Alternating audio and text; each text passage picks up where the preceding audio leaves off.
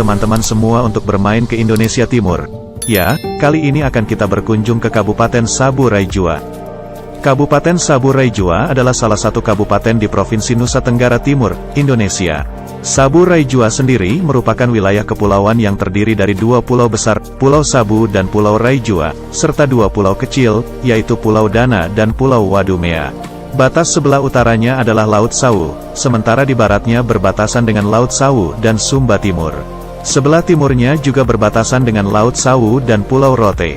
Sabu Raijua merupakan daerah otonom yang baru terbentuk pada tahun 2008, berdasarkan Undang-Undang Nomor 52 Tahun 2008. Daerah ini merupakan pemekaran dari Kabupaten Kupang, NTT. Kabupaten Sabu Raijua juga mempunyai wilayah laut di selatan yang berbatasan langsung dengan perairan Australia.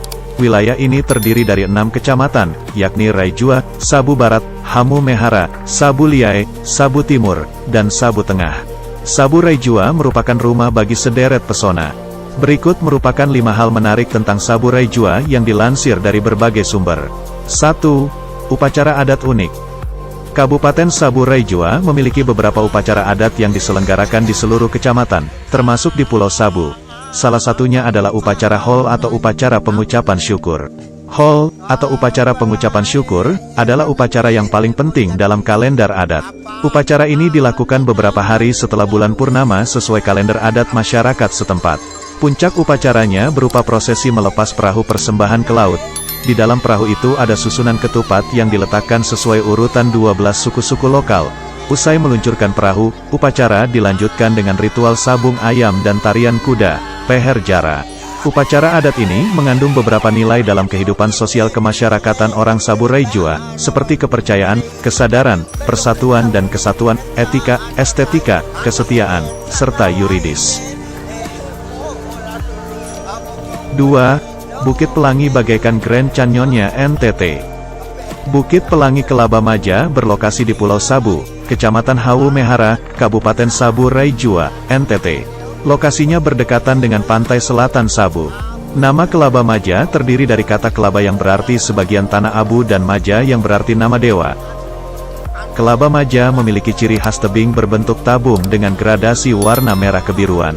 Keindahannya tak kalah dari Grand Canyon di Amerika Serikat karena Kelaba Maja juga terdiri dari hamparan lembah dan memiliki beberapa tebing berbentuk unik. Selain tebing berwarna pelangi, di lokasi itu juga terdapat batu keseimbangan yang diyakini masyarakat Pulau Sabu sebagai perlambang ayah, ibu dan anak. Ketiga batu ini berdiri kokoh di puncak bukit.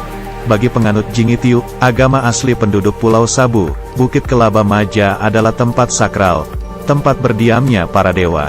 Setiap pengunjung yang datang ke Kelaba Maja harus menjaga sikap, tak boleh mengucapkan kata-kata kotor dan wajib memakai selendang tenun khas Sabu.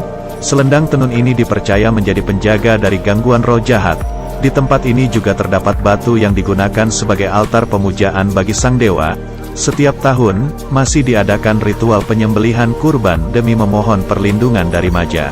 Saat malam hari, pemandangan yang terlihat juga sangat indah karena di balik bebatuan tersebut terhampar langit dengan bintang gemintangnya. Kelaba Maja juga merupakan lokasi yang cukup menarik untuk menyaksikan sunrise dan sunset. Untuk mendatangi lokasi Kelaba Maja, pengunjung akan diminta untuk memakai kain adat khas masyarakat Kelaba Maja yang tersedia di pos kedatangan. 3. Jelajah Desa Adat.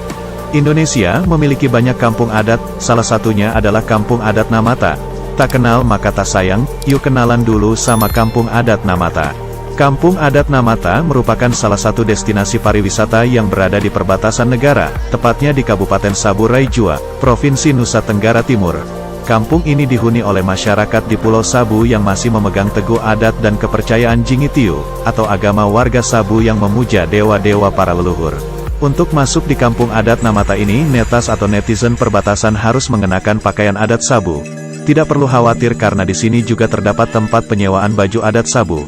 Untuk menyewa baju adat netas cukup mengeluarkan uang sebesar Rp100.000 untuk satu set lengkap pakaian serta uang seikhlasnya untuk biaya masuk.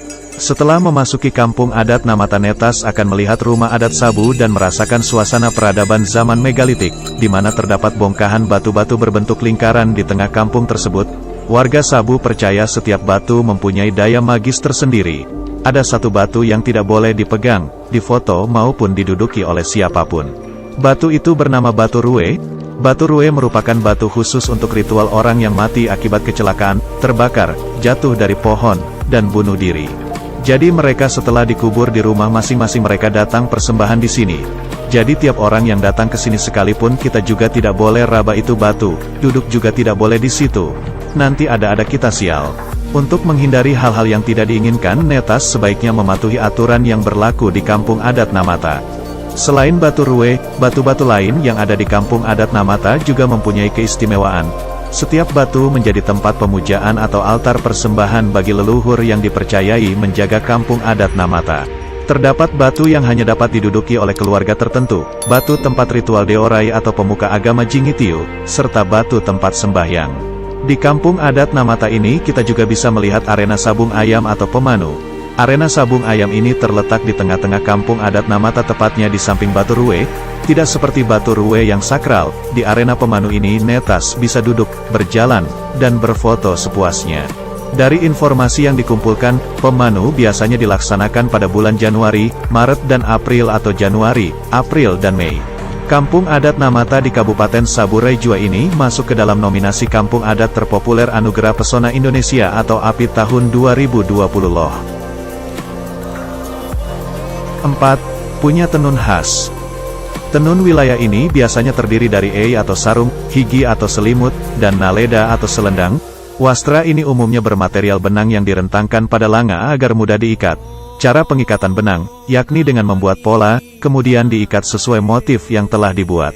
Motif tenun Sabu Raijua biasanya terdiri dari 3 warna khas Austronesia.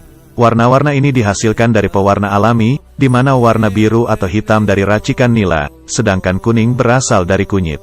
Tenun Sabu Raijua umumnya bermotif geometris, juga flora dan fauna. Corak tersebut disusun berderet dalam jalur teratur dalam setiap lembarannya. Cara mengenakan kain tenun Sabu Raijua sangat sederhana. Pertama, kain diikat di pinggang, lalu sisanya dilipat ke depan dengan memperlihatkan motif ikatan.